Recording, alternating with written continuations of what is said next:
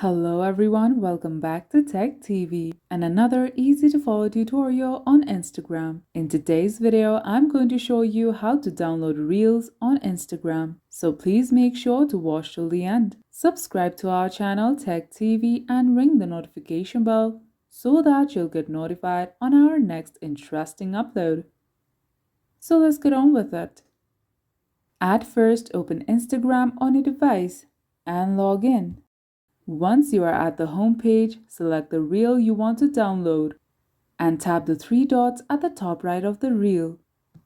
On the pop-up, tap Copy Link.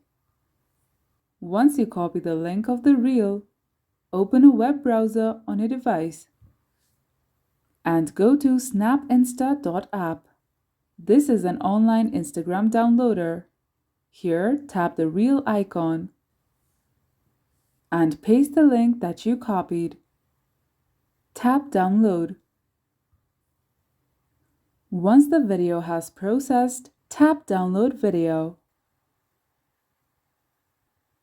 And that's how you download Reels on Instagram.